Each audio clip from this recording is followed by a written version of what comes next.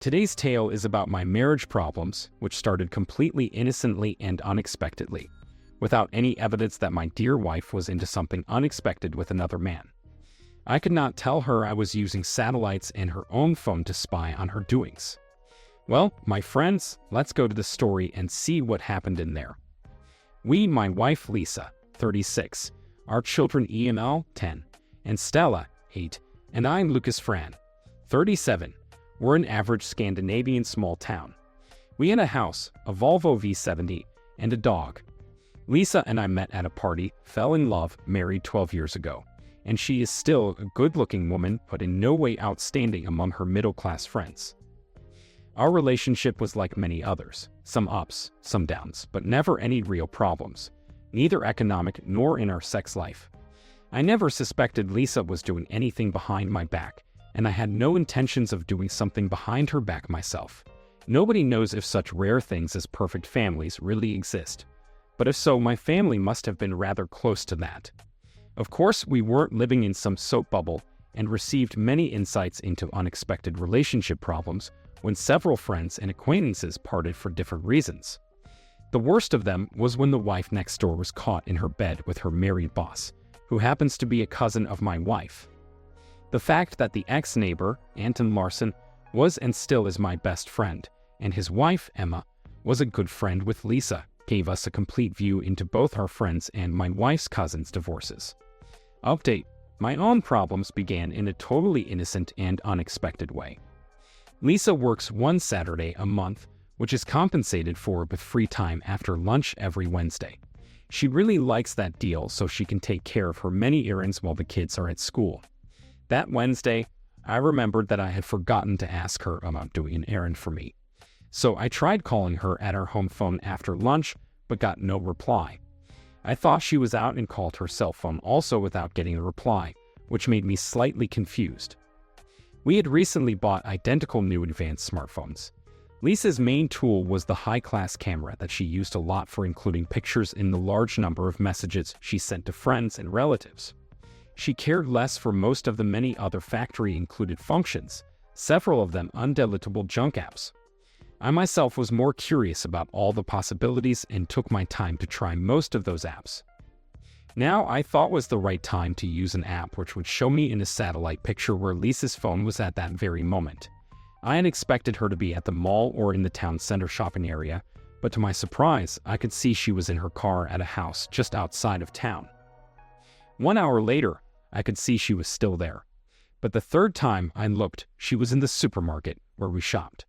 Back home after the job, when I asked why she hadn't taken my call, she took up the phone, looked at her missed calls, and said, "Very strange indeed, because most of that time I was at the mall together with Lena Norton looking for a new skirt that I need to buy."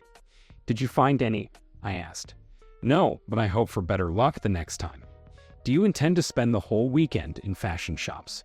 She smiled and replied, "No, it can wait until next Wednesday." I didn't make any further comments but knew for sure that Lisa had told me a lie. That started a warning bell ringing in my head. The next day after work, I took a drive past the place where she had been the day before. It was on a road a short distance out of town with forest on one side and houses on the other. There were good distances between the houses, so there couldn't be any doubt about the correct address where she had been. Then it was a piece of cake for me to find out that a school teacher by the name of Tommy Owl was the owner and living in that house. Further searching about him on the official sites on the web showed that he was 35 years old and had gotten a final divorce from a marriage without children only 3 months ago. He didn't work in our children's school, so it could hardly have been any school matters that had brought Lisa to his house. So whatever her reason was to see this Tommy Owl at his home, it must have been some kind of private matter that she preferred not to tell me. Without any evidence that my dear wife was into something unexpected with that Mr. All, I could not tell her I was using satellites in her own phone to spy on her doings, and neither could I accuse her of lying to me without getting further information about what she was into with this teacher, since it could be something totally innocent. Update 1. Next week, on her free Wednesday afternoon, I was better prepared when the app on my phone showed that she was at his house again. I took off from my job for a couple of hours and pretended to be a bird watcher in the forest on the opposite roadside from Mr. All's house. Nobody saw me there, hiding in the tight bush, but my binoculars gave me a perfect view of the target. Though it was obvious that Lisa's phone was in that house, I couldn't see her car, only his Audi. I rang Lisa's cell phone, and when she replied after several rings, I asked, "Are you at the mall or going there today?" "Yes, I'm in a fashion shop at the mall." "Why are you asking me that?" "Because I've hurt my back this morning. I wondered if you could buy me a jar of tiger balm at the pharmacy there at the mall." "Of course, my darling. I love you for that," I said. Well, my thought was, what a line be. After half an hour later, Lisa and a man came out from the house, got into his car, and after a quick kiss in the front seat, they drove away. Now it was clear to me that I had witnessed a part of a dirty game. It was not too difficult to imagine what had happened in the house. I went back to my job, stayed 1 hour late to calm down, and went back home. I had Lisa massage my back with the tiger balm she had bought. Though there was no real problem with my back, it was a good excuse to avoid having sex with her.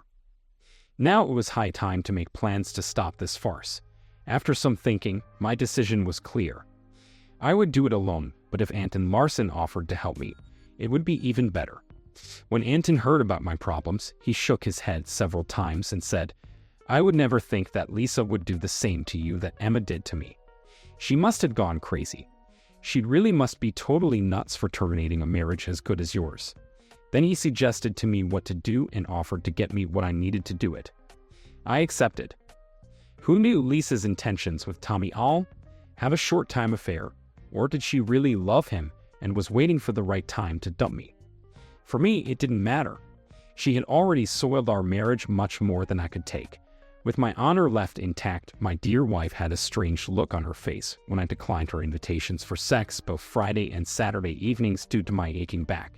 I promised to see a doctor if the back wasn't better on Wednesday, so that put her in a slightly better mood. Update 2. The next Wednesday was an exciting day. Both my friend Anton and I had taken off from our jobs after lunch, and now were sitting in his brother's car. We were parked slightly off the main road, only a short distance from Tommy All's house.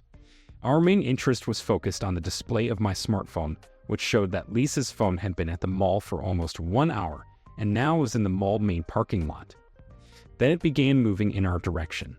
"That bish intends to do it again," I said. Anton nodded but didn't say anything. We guessed Lisa had eaten lunch at one of the restaurants in the mall, and now Tommy All had picked her up for their love session. We gave them slightly more than 15 minutes in the house before we parked in his driveway. Since the door was locked, we rang the bell. Nothing happened. We rang again, and this time a male voice shouted, "Who are you?" "What do you want?" Anton replied in a loud voice. "The electric power company. We have to check your meter." "It will only take a minute." After a slight delay, the door was opened by a man in a black velvet dressing gown. That was the start signal for our action. Anton do the man. I rushed past them into the house with a 5 liters plastic drum in my right hand, searching for the bedroom, which I found a few seconds later. The sight in there put the definitive full stop to my marriage. In the bed, I can see Lisa trying to hide under the sheet. Without saying a word, I unscrewed the cap from my drum and poured some of its contents, a terrible stinking mix of pig, over the pile of male and female clothes on a chair. Then Lisa screamed and ran into the bathroom, locking the door. I continued pouring a fair amount of the stinking mixture on the very expensive-looking bed, then some in a wardrobe and some on the soft carpet before I left the room. Back at the front door, Anton was still holding down the man on the floor. When Anton saw me, he stood up and shouted to the man on the floor, "Try to move, and I will dot your balls." Before I left, Anton warned on that the local vigilance committee would punish him if he or Lisa contacted the police. The local vigilance committee became well known after an action some time ago, when a notorious drunk driver was found chained to a lamppost early on a Sunday morning outside a former police station. For some reason, it had taken a long time for the police patrol from the county capital to get there. As they didn't know anybody in town, it had taken even longer time for them to find a locksmith to cut off the chains. That episode was well written about in our local newspaper. Tommy All understood what could happen and didn't dare to challenge the committee. Lisa stayed away from home until Saturday morning when she brought her parents with her. She signed the divorce papers without any arguing and packed up her clothes and other personal belongings. To my great relief, she didn't try any blah blah, such as "it was not what you thought it was," or "I'm sorry, it was a big mistake." We even agreed about our children and the sharing of our bank accounts. Thus was ended our once-upon-a-time happy marriage of 12 years. Final update. Now it has been 9 weeks since I found my wife Lisa in Tommy Hall's bed, and our divorce will be final in about 4 months. My life is still in a terrible turmoil, and I'm sure it will take a long time for me to return to a normal life again. Lisa is living with her parents, and N has moved into his house again. He had been living in a rented trailer on his front lawn while his home was restored after the stinky event. The love story between Lisa and Tommy Hall lasted only 3 weeks after she left our house. She never moved into his trailer or his house and spent only some nights there. These became fewer and fewer every week. Cheating might be an exciting and romantic experience, but having a real relation with the lover isn't always the main highway to happiness. At least it wasn't for my soon-to-be ex-wife. The gossip from Lisa's friends says that she and Tommy Hall had a fling when Lisa and 3 other wives spent a long weekend in Barcelona, Spain 2 years ago. And then they happened to meet again when he got a job and bought a house in our town after his wife left him. Her friends even said that a divorce for me had never been the goal for Lisa. She had only regarded Tommy Hall as a once-in-a-lifetime romantic fling and had intended to stop it the week before my action. But he had persuaded her to meet him one more time, which she now regretted. But she didn't know it had already been too late to save our marriage even a week earlier.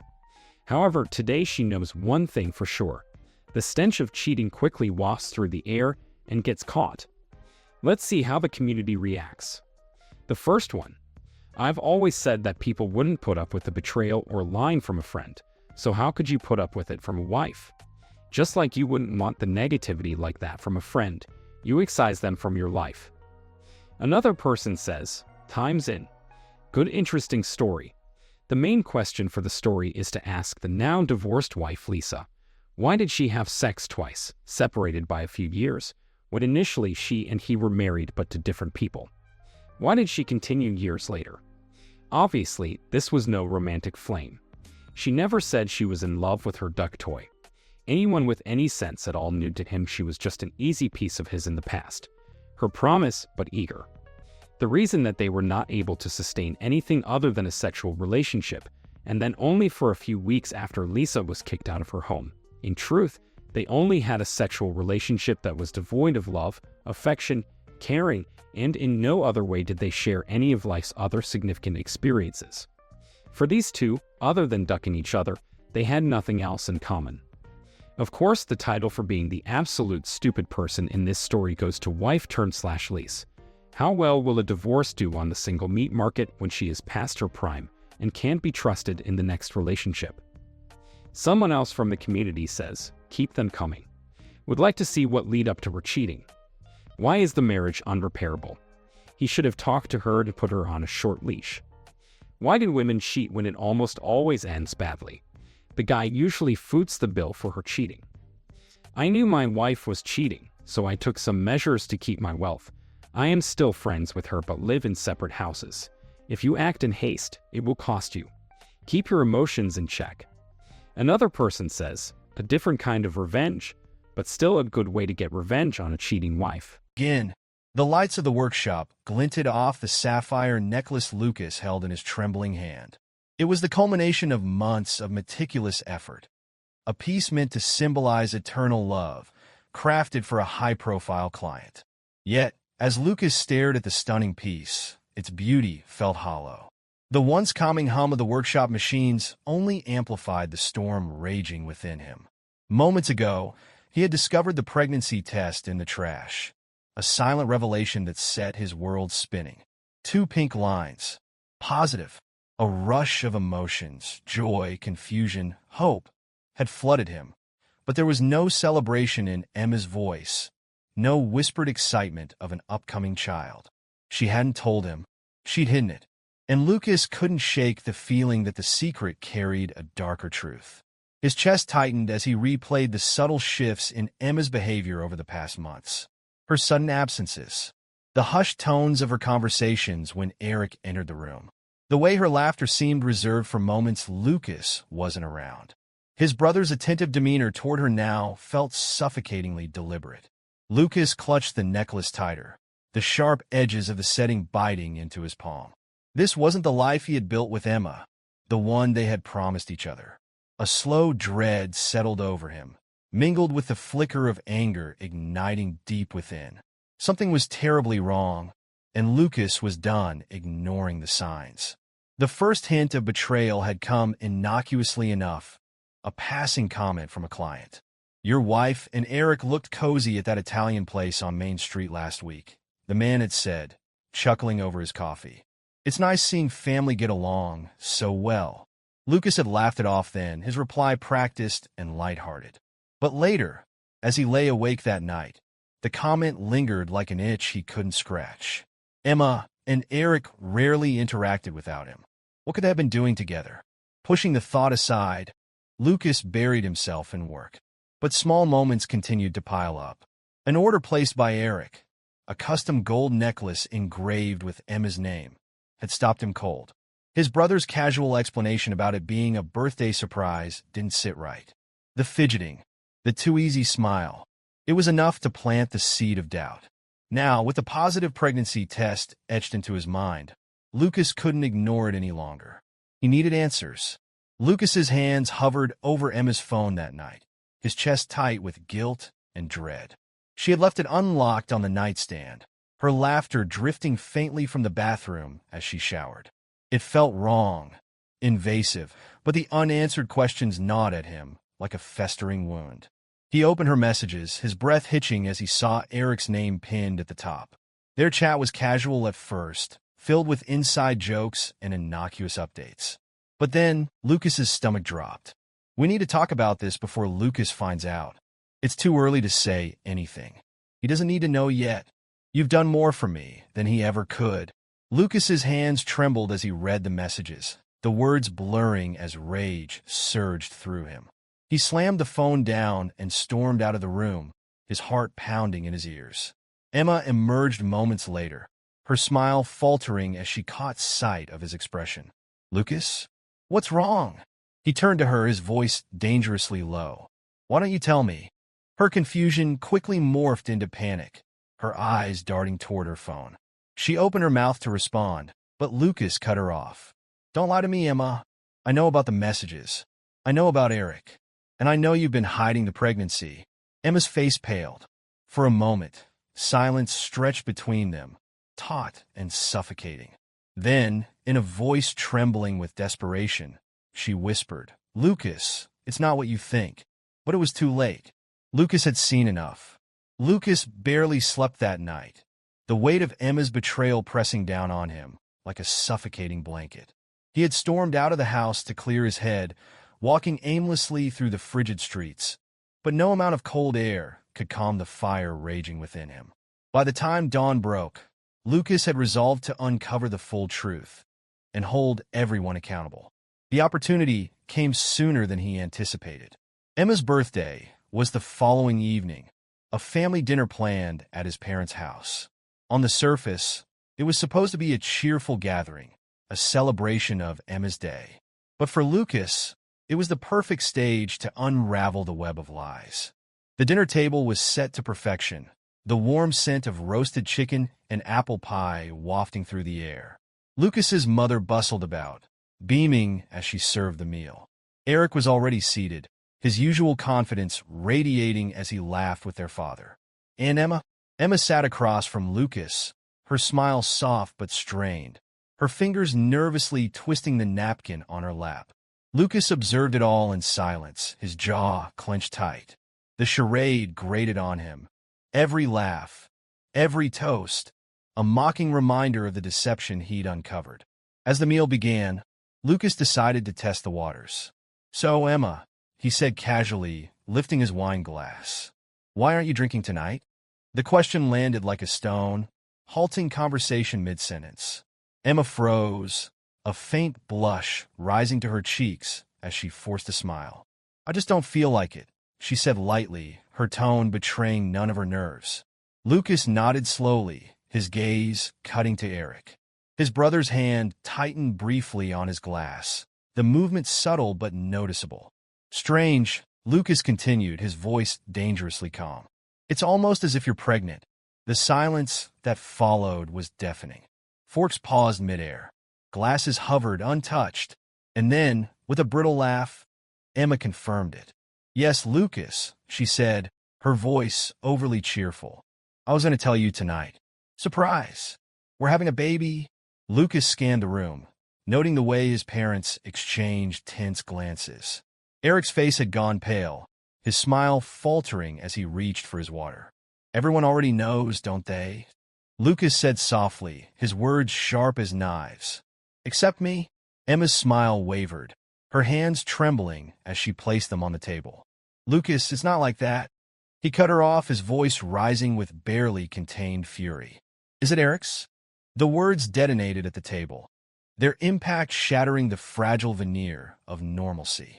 Eric choked on his wine, coughing violently as their father barked an incredulous Lucas. Emma's face drained of all color. How dare you? She hissed, her voice shaking. How dare I? Lucas shot back, slamming his hand on the table. I dare because I know. I've seen the messages between you two. The secrets. The lies. Don't insult me by pretending there's nothing going on. Eric recovered, his voice a weak stammer. Lucas, you're out of line. Am I? Lucas roared, his rage finally breaking free. Tell me, Eric. Tell me why you've been sneaking around with my wife. Why your name keeps showing up in her texts. Why you're the one who knew about the pregnancy before me. Eric sat frozen, his face ashen. Emma broke into tears, her sobs filling the tense silence. Their parents scrambled to intervene, their voices a jumble of desperate pleas for calm. But Lucas wasn't finished. Not one of you, he said, his voice quieter now, but laced with venom, had the decency to tell me the truth. You all knew, and yet you sat there, playing happy family while stabbing me in the back. Lucas, his mother began, her tone patronizing. Families go through hard times. We can work through this together. Don't. Lucas's voice was cold, final. Don't talk to me about family. Not after this. He stood abruptly, his chair scraping loudly against the floor. When the baby is born, there will be a DNA test, he declared, his gaze fixed on Eric. And if it's yours, you can both go to hell. The days that followed were a blur of chaos. Lucas wasted no time severing ties. He signed over his share of the family business, packed his belongings, and left the house that had once been his sanctuary. His marriage was over, his trust in his family irrevocably shattered. But Lucas wasn't done.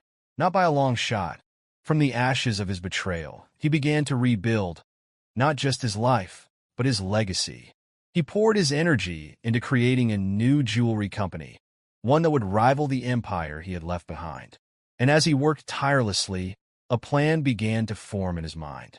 This wasn't just about moving on. This was about revenge. Lucas had always been methodical, his mind built for precision and detail.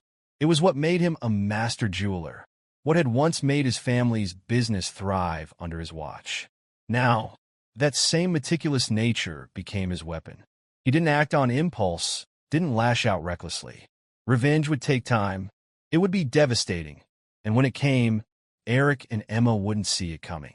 He started with the foundation, severing his dependence on the family business and creating something new. Within weeks, Lucas registered a new jewelry company under his name, using his personal savings and securing a few discreet investors. These weren't just random backers. They were key players in the industry, people who respected Lucas's craftsmanship and vision. Then he began recruiting. Lucas reached out to former employees of the family business, targeting those who had worked closely with him. Designers who had admired his artistry, sales managers frustrated by Eric's arrogance, and production leads who had grown weary of the disorganization under Eric's leadership. His pitch was simple: freedom, opportunity, and a chance to build something extraordinary. It worked. One by one, they defected. Within 3 months, Lucas had poached some of the family company's most talented employees, leaving Eric scrambling to fill the gaps. But Lucas wasn't satisfied with just taking the staff. He wanted the clients.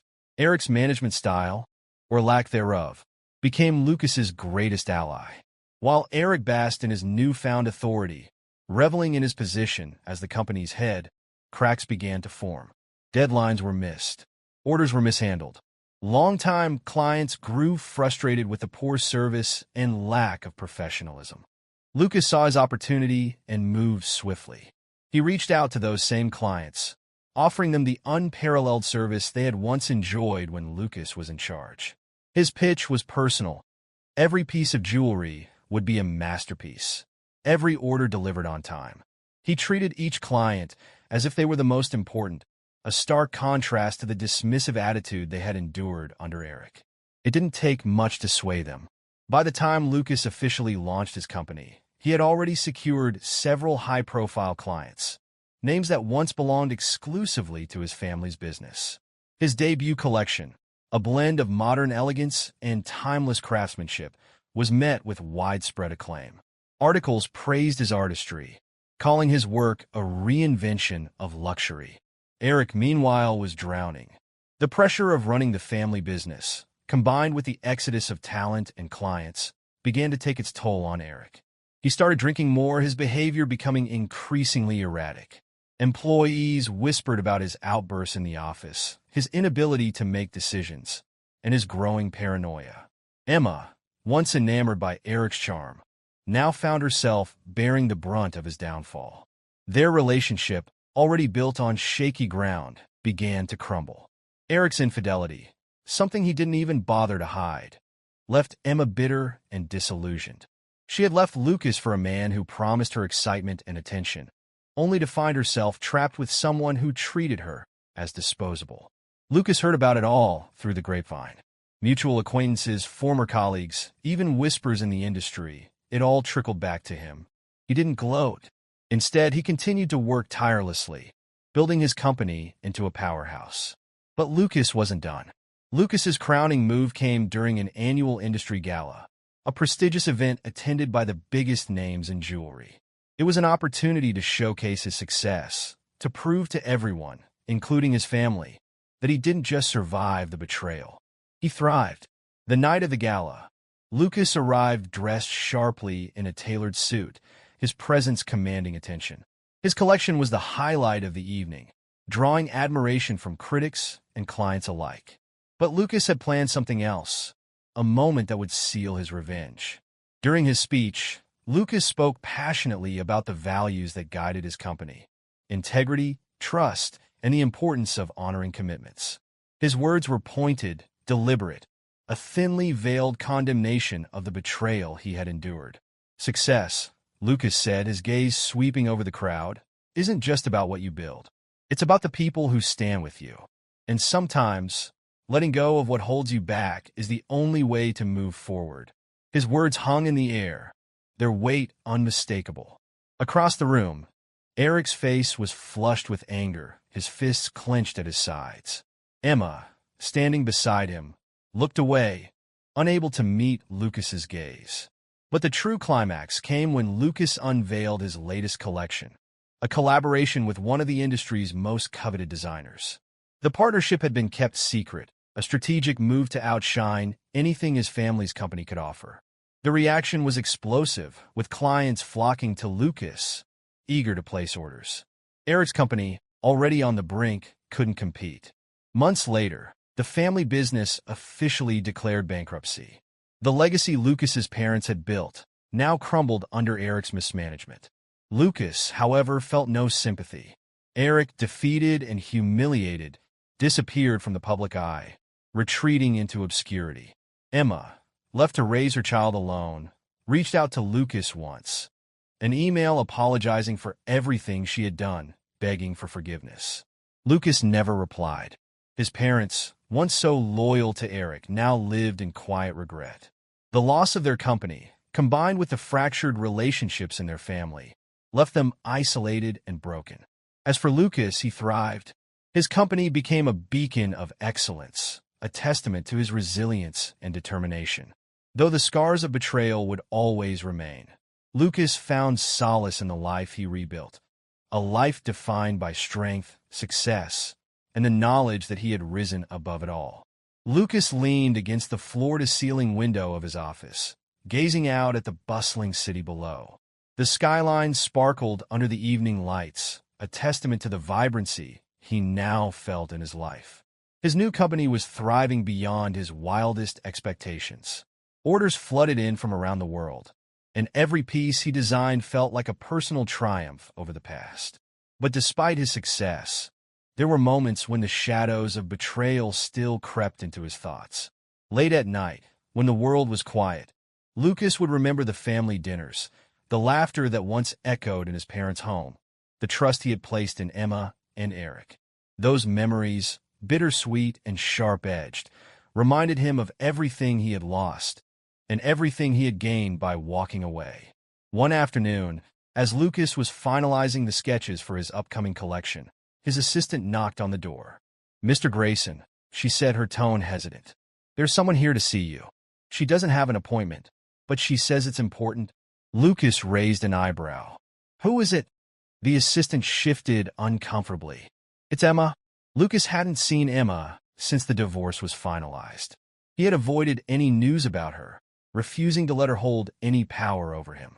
But now, as she stood in his office doorway, he felt a strange mix of emotions: anger, pity, and unexpectedly indifference.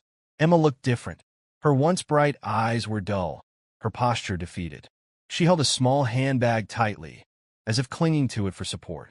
"Lucas," she began, her voice soft, almost pleading. "I know I have no right to be here, but I didn't know where else to go." Lucas leaned back in his chair, his expression unreadable. "You've already taken everything you wanted from me, Emma. What more could you possibly need?" Emma winced, but she didn't argue. I made a mistake," she said quietly. "Leaving you, trusting Eric, it was the worst decision of my life." Lucas said nothing, letting her words hang in the air. "He's gone," Emma continued, her voice breaking. "Eric left. He walked out on me and the baby. I thought he loved me, but he used me, Lucas, just like he used you." Lucas stared at her, his jaw tightening. A part of him wanted to lash out, to remind her that this was the life she had chosen. But another part of him, the part that had always been stronger than his anger, stayed silent. "I don't expect forgiveness," Emma said, tears streaming down her face. I wanted you to know that I see it now. Everything you warned me about, everything you try to protect me from, I see it. And I'm sorry." Lucas stood, his tall frame casting a shadow across the room as he moved to the window. He didn't look at Emma as he spoke, his voice low and steady. "Do you think that makes it better? That your apology erases what you did to me?" "No," Emma whispered, her voice shaking. "I don't, but I needed to say it anyway." Lucas turned to face her, his gaze piercing. "You destroyed everything, Emma. My trust, my family, my life. And for what? A man who couldn't even stick around when things got tough." Emma nodded, her tears falling freely. "I deserve your anger, Lucas. I deserve every bit of it." For a long moment, Lucas said nothing. Then, with a deep breath, he walked back to his desk and sat down. "I'm not angry anymore," he said finally, "because I've moved on. You and Eric don't control me. Not anymore." Emma's shoulders sagged. Relief and heartbreak etched into her face. "Thank you," she whispered. But as she turned to leave, Lucas's voice stopped her. "Emma?" She turned back, her eyes wide. "This doesn't change anything. We're done. Don't come here again." Emma nodded, her expression a mix of understanding and pain. Without another word, she walked out of the office, leaving Lucas alone with the quiet satisfaction of knowing he had the final word. The months that followed were a whirlwind of success. Lucas's company grew exponentially, his designs featured in prestigious galleries and worn by celebrities on red carpets. His name became synonymous with innovation and excellence, a stark contrast to the crumbling reputation of the family business he had left behind. Though he never sought out information about Eric or his parents, it trickled in through mutual contacts. Eric had spiraled into obscurity, his arrogance and recklessness leaving him with nothing.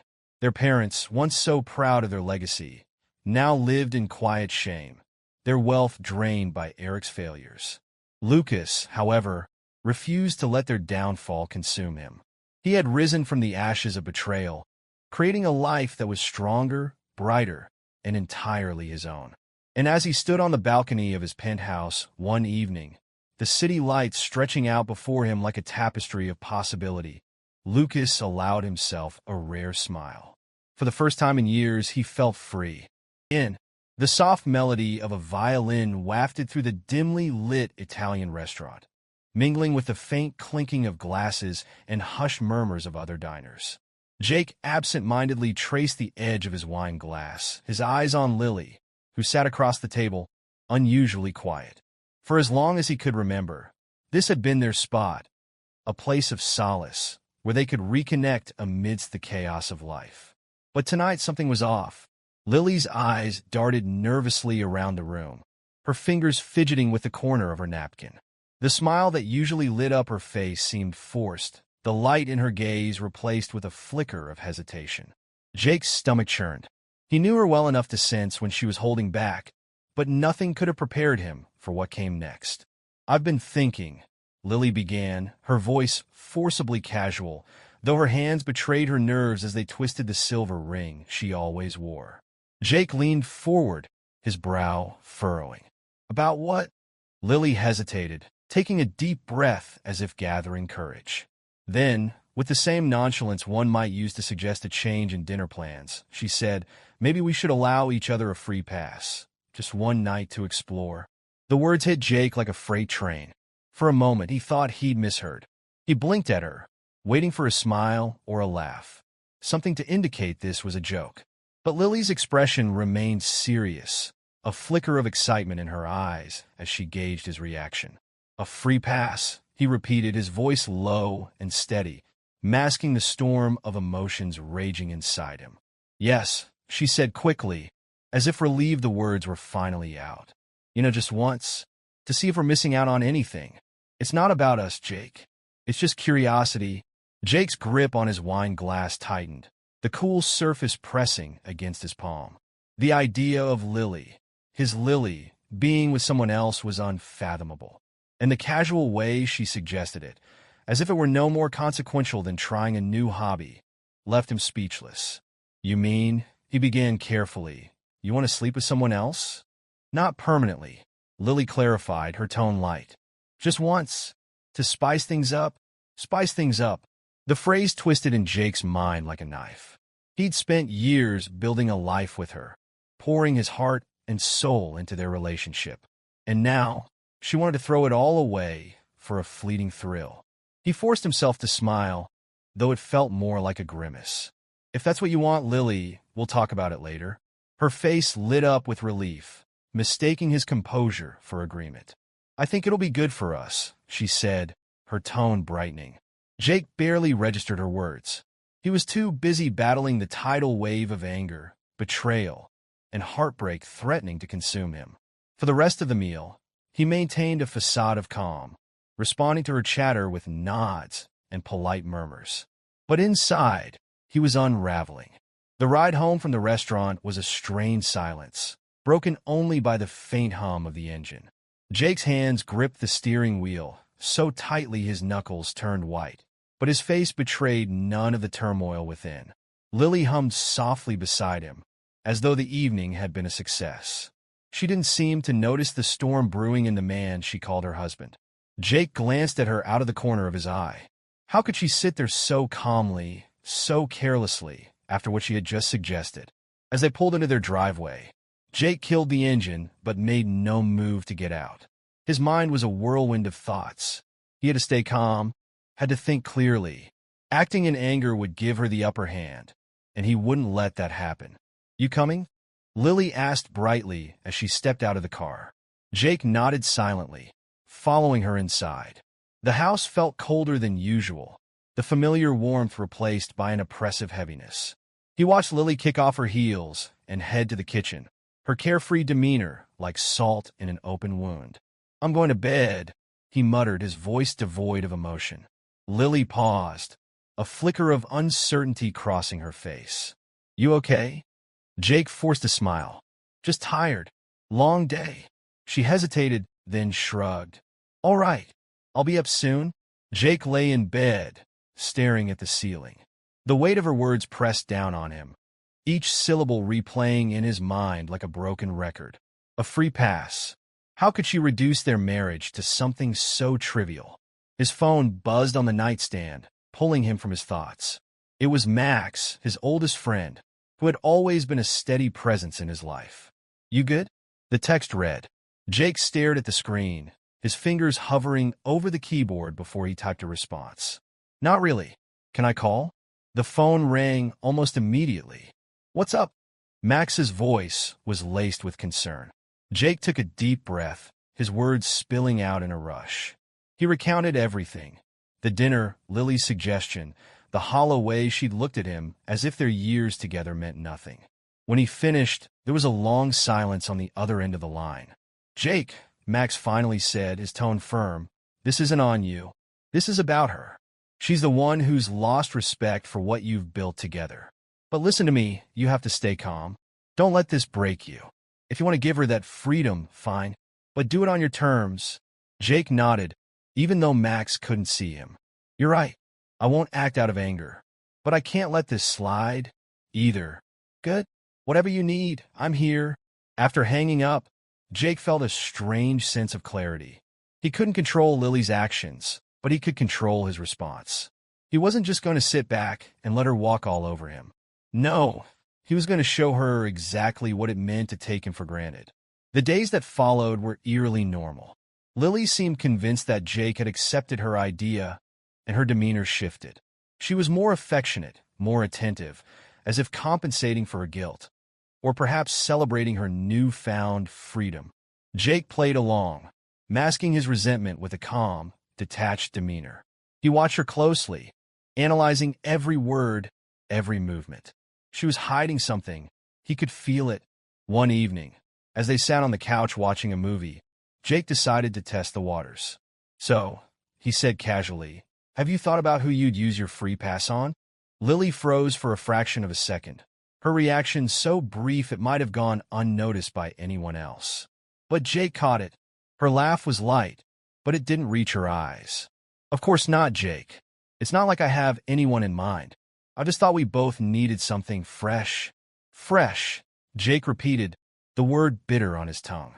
He forced a smile. "Makes sense." Lily relaxed, seemingly reassured by his response. But Jake's mind was already racing. He didn't believe her for a second. Behind the scenes, he began laying the groundwork. He met with a lawyer discreetly, ensuring his assets were protected and preparing for the possibility of separation. He sorted through their financial documents, making copies of everything important. Quietly, he began moving some of his belongings to Max's apartment under the guise of spring cleaning. Every step he took was calculated, methodical. He wasn't just preparing for the fallout. He was planning his next move.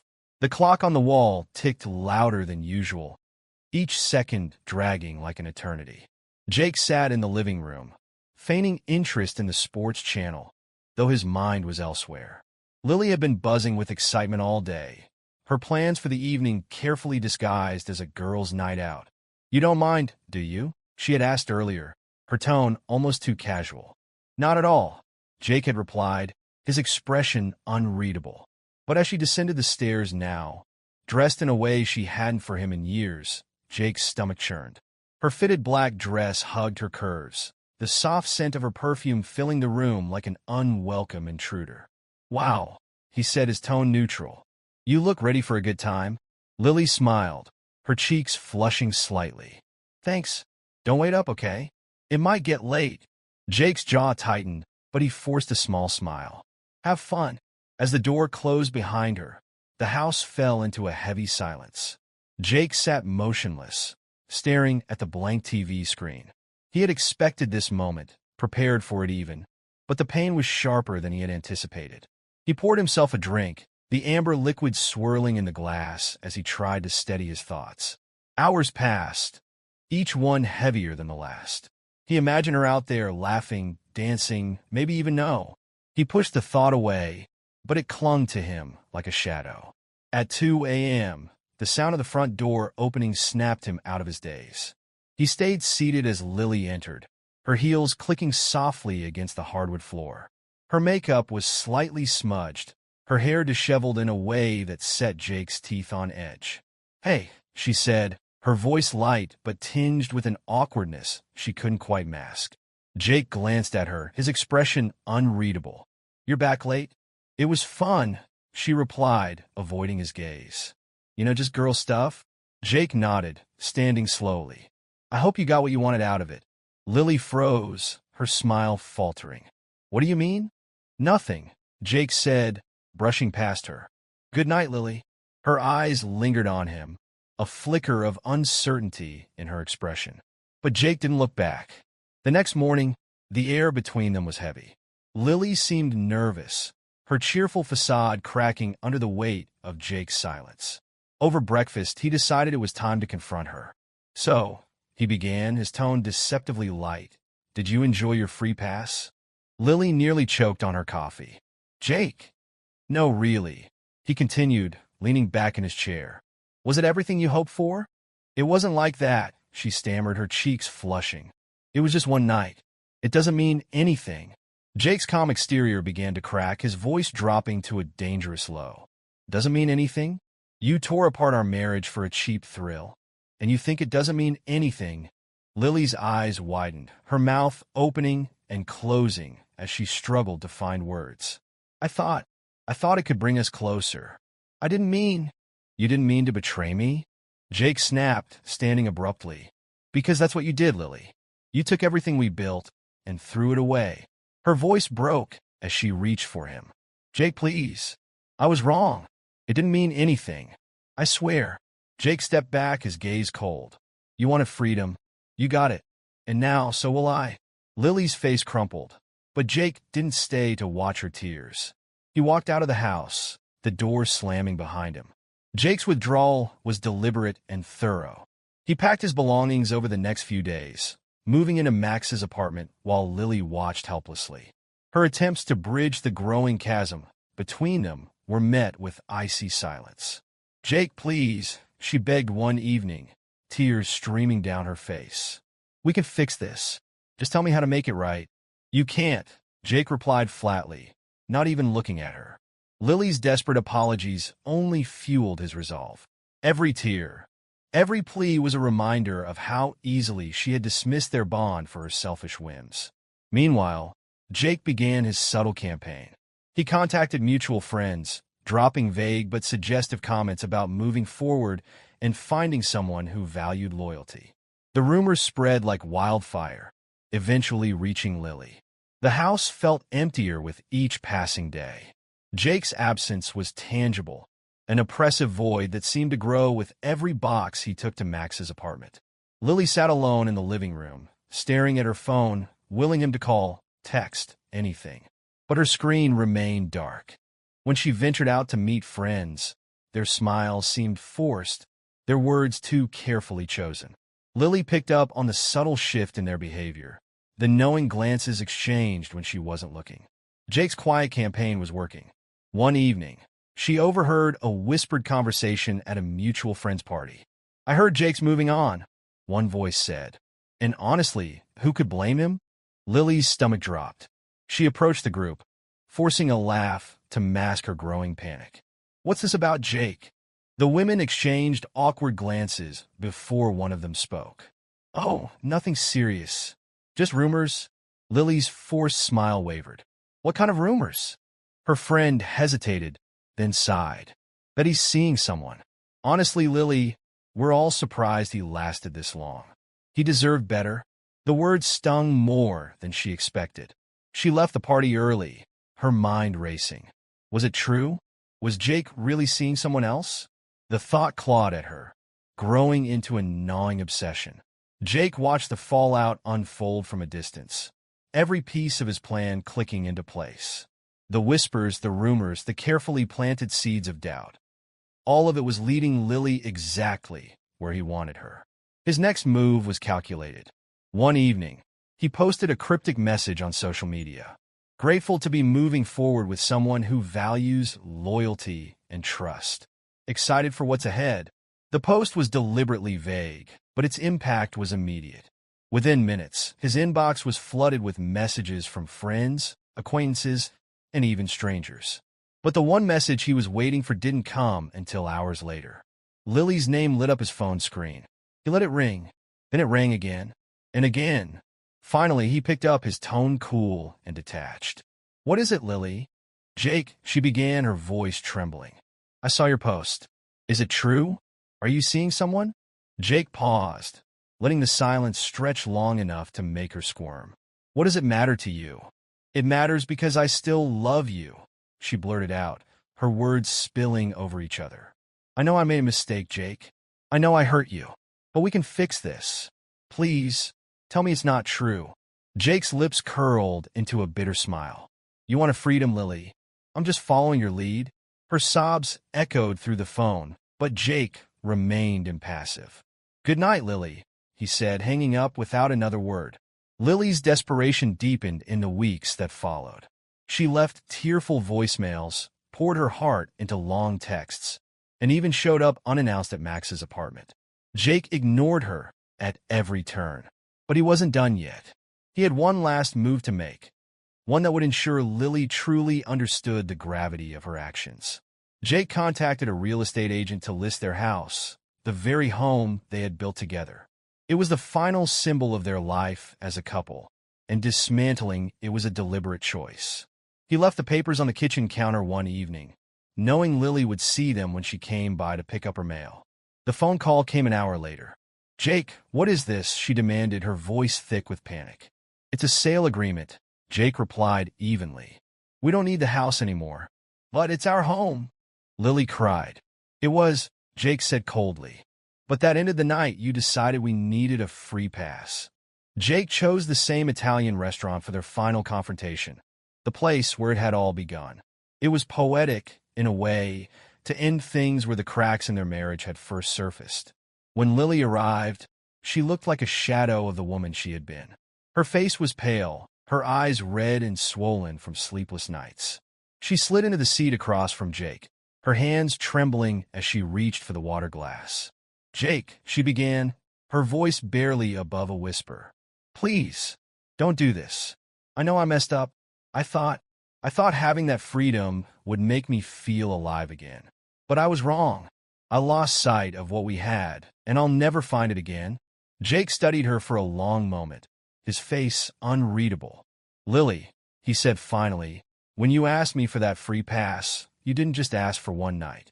You took the heart of our marriage and traded it for a fleeting thrill. You betrayed everything we built together."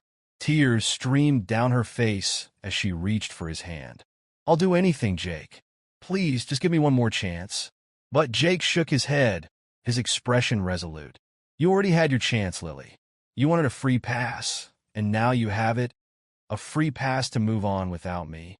He stood, leaving her sitting alone at the table, her sobs echoing in the otherwise quiet restaurant. As Jake stepped into the cool night air, he felt a weight lift from his shoulders. The pain of Lily's betrayal was still there, but it was no longer a burden. He had taken back control, reclaiming his dignity and his future. For the first time in weeks, Jake felt something unfamiliar yet welcome: peace. Lauren sat across from Amanda in their favorite corner booth at the cafe, fingers lightly tracing the rim of her coffee cup as she stared into the dark liquid. Her thoughts swirled in patterns that mirrored the circles she traced, looping back to the same restless feeling that had taken root in her mind. Amanda was laughing about a story from her office, but Lauren's mind drifted, tugged by a quiet voice whispering that there had to be more. "All right," Amanda's voice cut through Lauren's haze, her friend's knowing gaze fixed on her. "What's going on with you?" Lauren gave a slight smile, a flicker of relief in her eyes. Amanda was one of the few people who could see through her carefully placed walls. She didn't have to pretend here. "It's just sometimes I feel like everything is just too steady," Lauren said, her words stumbling out with a hint of guilt. "Mark's amazing, really he is. We've been married for 7 years now. And he's everything I thought I wanted. But I keep asking myself if there should be more than this." "More?" Amanda raised an eyebrow, her interest visibly piqued. "You mean excitement? Adventure?" Lauren nodded, a slight flush warming her cheeks. She hadn't spoken these words out loud before, and somehow, saying them made them feel more real. "I guess It's like everything is perfect, yet so predictable. A slow smile spread across Amanda's face, her eyes sparking with mischief as she leaned closer. Well, there are ways to shake things up. Have you ever thought about opening things up a bit? Giving yourselves space to explore? Lauren blinked, taken aback by the suggestion. Opening things up? You mean other people? Amanda shrugged, her expression steady. My husband and I talked about it, and honestly, it's given us a fresh start. A little freedom to explore what we want separate from each other. It doesn't have to mean anything serious. Just some room to breathe, you know? It's actually brought us closer. Lauren was quiet, her mind whirling as she took in Amanda's words. She felt her pulse quicken with a mix of shock and perhaps a tiny flicker of intrigue. I don't even know how I'd bring that up with Mark, she murmured. He'd think I've lost my mind. Just be honest, Amanda encouraged, her voice gentle yet insistent. It's not about him. It's about you needing something different. Tell him how much you love him and that you need a bit of freedom to feel alive again. If he's as good a guy as you say, he'll understand. He might even surprise you. Lauren took a deep breath, feeling a blend of nervousness and a strange thrill. Maybe Amanda was right. Maybe there was a way to rekindle the spark she had been longing for. But beneath that thrill, a small knot of worry began to form, a shadow she chose to ignore, telling herself that this was simply the beginning of a new chapter. That evening, Lauren sat across from Mark at the dinner table, her heart racing as she replayed Amanda's words in her head. Her fingers clutched her wine glass, her stomach fluttering with nerves. She knew she had to tread carefully. "Mark," she began, forcing a calmness in her voice that she didn't feel. He looked up, giving her his full attention, and his familiar, steady gaze made her heart ache. "Yes." She hesitated, her voice faltering. "There's something I've been thinking about lately. About us." Mark leaned in, a slight concern etched on his face. "Okay, I'm listening. I know this is going to sound strange, but I've been feeling a bit restless," she admitted, glancing away before her gaze flickered back to meet his. "Not because of you or anything you've done. It's me. I feel like there's a part of me that's missing something." Mark was silent, his expression unreadable, but he didn't interrupt. Encouraged, Lauren pressed on. "I guess," she continued, swallowing hard, "I've been wondering what it would be like if we gave each other a little freedom. Just some space to explore, to feel something different. It wouldn't change how I feel about you, Mark. I love you. I just think it might be good for both of us. Maybe we'd come out of it feeling even closer." There, she'd said it. The words hung in the air between them, heavy and strange. She looked at him, searching his face for any sign of anger, confusion, anything that might reveal what he was thinking. But Mark's expression remained composed, almost too composed. He nodded slowly, his eyes fixed on her in a way that made her feel exposed.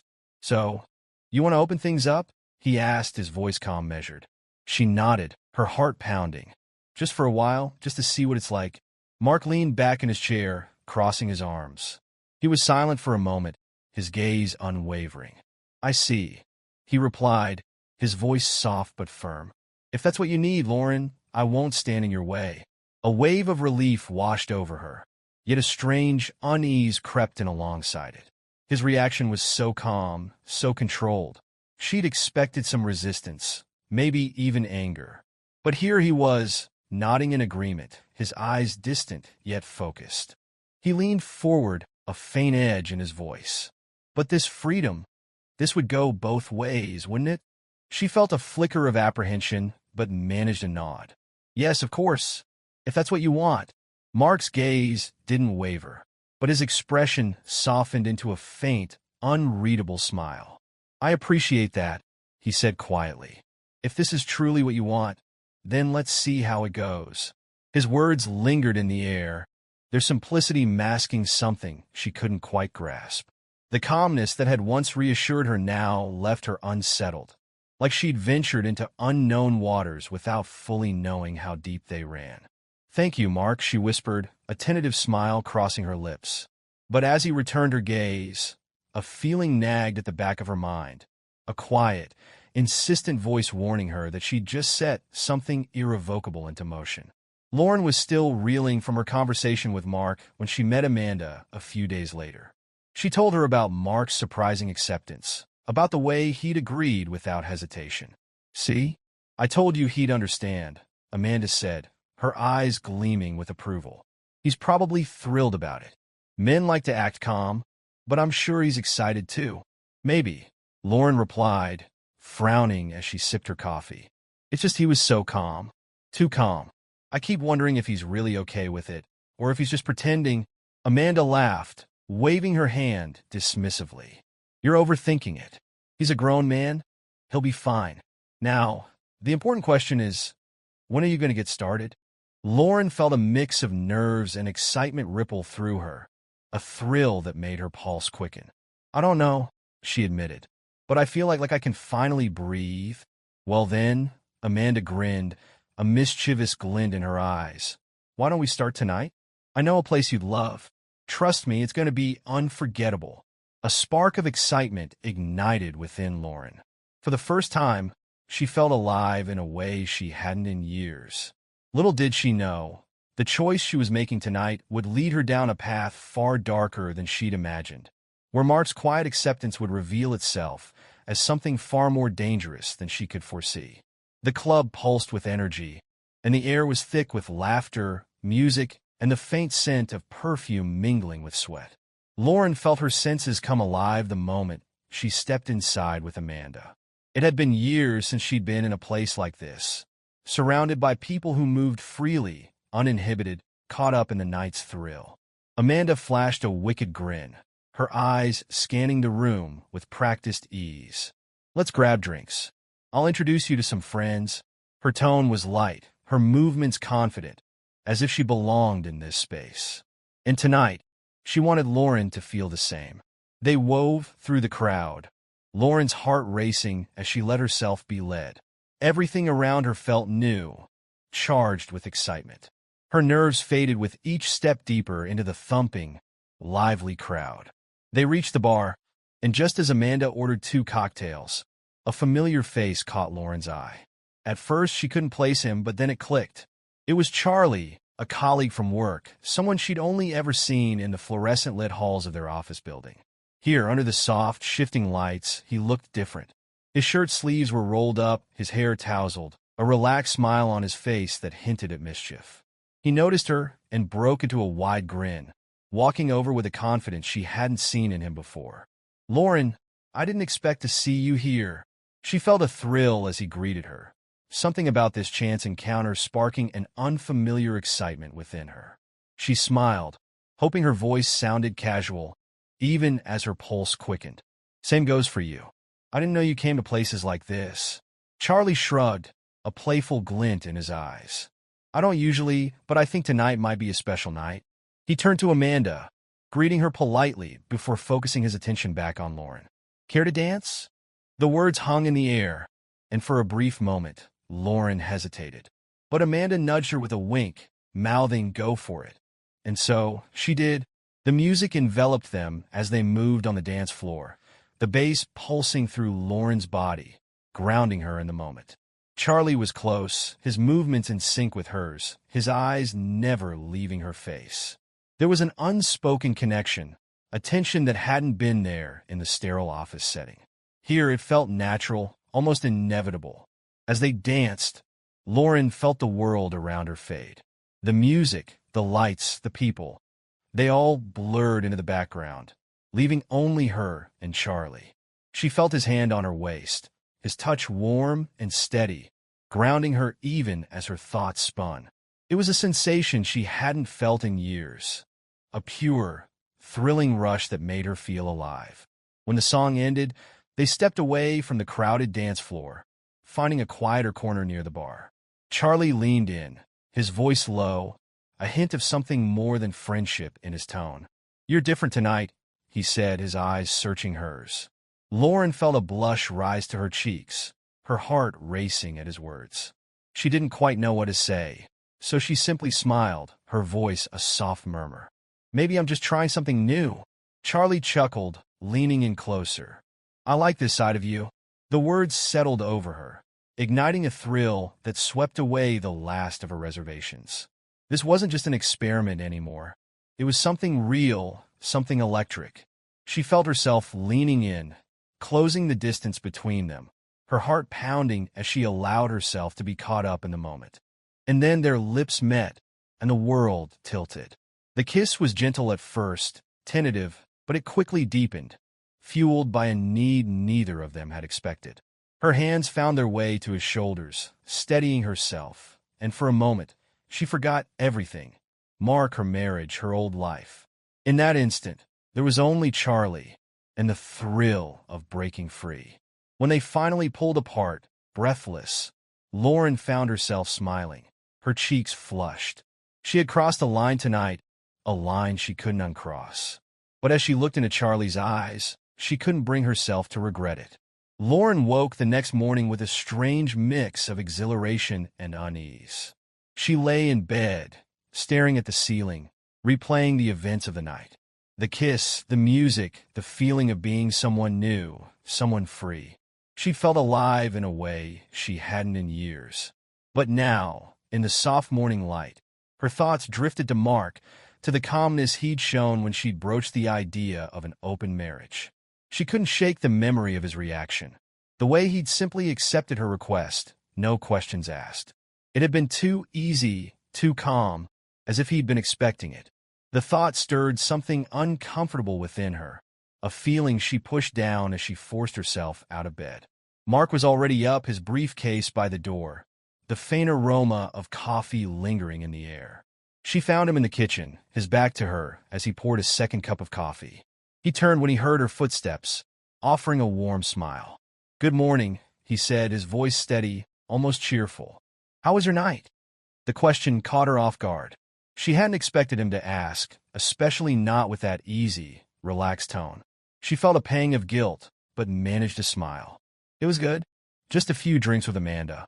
He nodded, his gaze steady on her. "Good to hear. You look like you had fun." His words were casual, but something in his tone made her feel exposed, as if he knew more than he was letting on.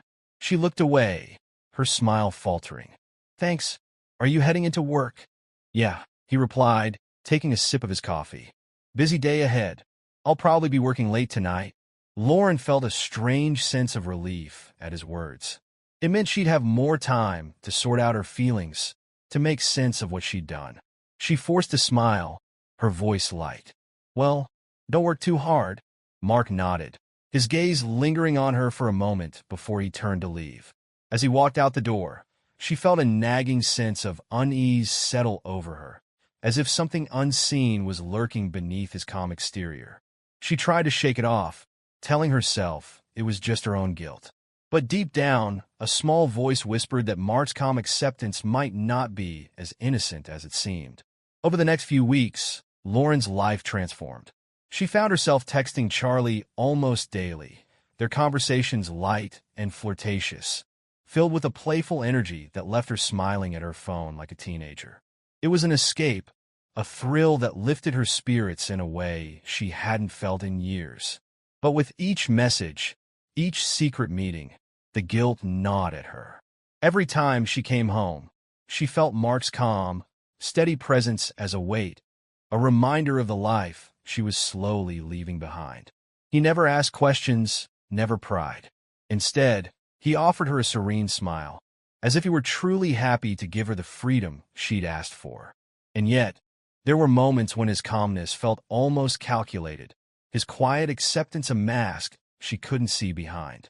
It made her uneasy, left her feeling as if she were waiting for something to happen, something she couldn't quite name. One evening, as they sat across from each other at the dinner table, Mark's voice broke the silence. "So, how's Amanda?" he asked, his tone casual as he took a sip of his wine. Lauren blinked, surprised by the question. She's fine." Mark nodded, setting his glass down. "I figured you two would be spending a lot of time together. She seems like a good influence on you." The words stung, a subtle edge to his tone that left her feeling exposed. She forced a smile, trying to keep her voice light. "Yes, she's been a good friend." Mark's gaze held hers, his expression unreadable. "I'm glad to hear that. I want you to be happy, Lauren. Truly." Something in his voice made her heart race. a strange sense of foreboding creeping over her. She managed to nod, her voice barely a whisper. "Thank you." But as the night wore on, that feeling of unease settled deeper, burrowing into her thoughts like a seed of doubt. She tried to push it away, telling herself that this was simply her own guilt, her own fears. Yet, in the back of her mind, the question lingered. Was Mark's calm acceptance really as simple as it seemed? Or was it the calm before a storm she couldn't yet see? Lauren's relationship with Charlie deepened over the following weeks, each encounter leaving her feeling more liberated, more exhilarated. They met in hidden spots, exchanging stolen glances and secret smiles, the thrill of it all intoxicating her. Charlie was charming, attentive in a way she hadn't realized she craved, and with every meeting, she felt herself slipping further into this new version of herself. But with the thrill came an undercurrent of guilt, a tension that resurfaced whenever she returned home. Mark remained calm, almost too calm, and every time she walked through the front door, his steady gaze would follow her, assessing, as if he were reading her mind. He didn't ask where she'd been, didn't probe in her nights out with Amanda, but his quiet acceptance began to feel like an unseen weight pressing down on her. One evening, she gathered her courage to address the growing distance between them. "Mark, how are you feeling about this arrangement?" He looked up from his work, a faint smile crossing his lips. "It seems to be making you happy, and that's what matters, right?" She hesitated, searching his face for any sign of resentment or bitterness, but all she found was his usual calm. I don't want this to hurt you." He nodded, his expression thoughtful. "Don't worry, Lauren. I have my own way of dealing with things." His words lingered in her mind, vague yet unsettling, and she couldn't shake the feeling that his calm was masking something darker. But as the weeks stretched on, she found herself distracted by the excitement of her new life with Charlie, even as Mark's quiet demeanor continued to haunt her. When Charlie invited her to a party one Saturday night, Lauren was both nervous and excited. The idea of a night with him, surrounded by new people in a private, secluded setting, was exactly the escape she needed. She told Mark she'd be spending the evening with Amanda, and he'd merely smiled, telling her to enjoy herself. The party was held at a large house on the outskirts of town, the rooms filled with laughter, clinking glasses, and music that pulsed through the walls. Charlie was waiting for her at the door, his eyes lighting up when he saw her. He took her hand, guiding her through the crowd, introducing her to friends who welcomed her with open arms. The energy in the room was electric, and Lauren felt herself swept up in it, letting her worries drift away as she leaned into the night's excitement. As the evening wore on, Charlie became more openly affectionate, his hand lingering on her waist, his gaze intense. They found a quieter corner, and he leaned in close, his voice low. "I've been wanting this for a long time, you know." The words sent a thrill through her, and without thinking, she leaned in, letting the world blur around them as their lips met. It was a kiss filled with urgency, a need she hadn't felt in years, and for a moment, she forgot everything: Mark, her guilt, her carefully constructed life. There was only Charlie and the feeling of freedom he offered. But as the night wore on, the thrill began to wane, replaced by a nagging sense of unease. She found herself looking around the room, scanning the faces of strangers, feeling as though she were being watched. Shaking off the feeling, she tried to lose herself in the music, but the sense of unease remained, like a shadow lurking just out of sight. The next morning, Lauren woke in a haze, her mind filled with fragmented memories of the night before. She lay in bed, staring at the ceiling, the weight of her actions settling over her. She'd crossed another line, one she couldn't undo, and for the first time, the thrill of it felt tainted.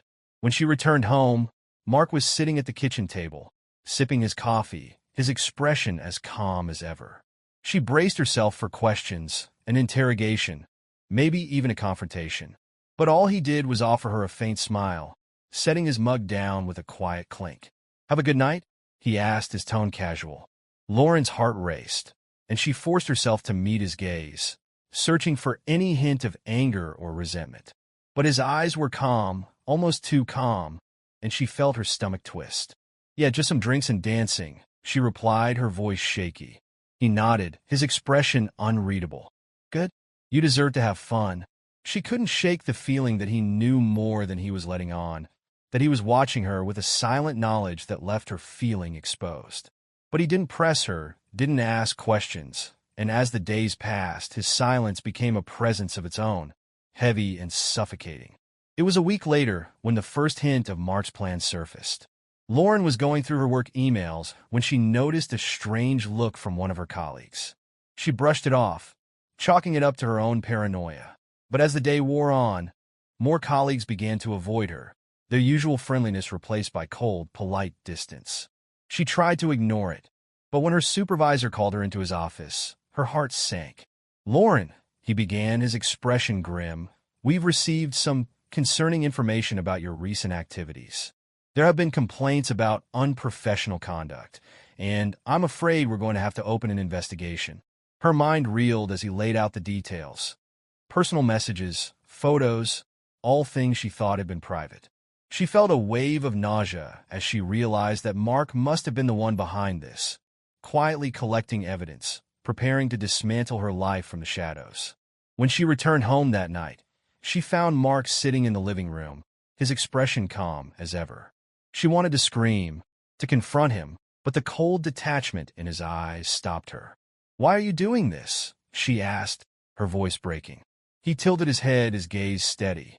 "I'm just making sure you get what you wanted, Lauren. Freedom."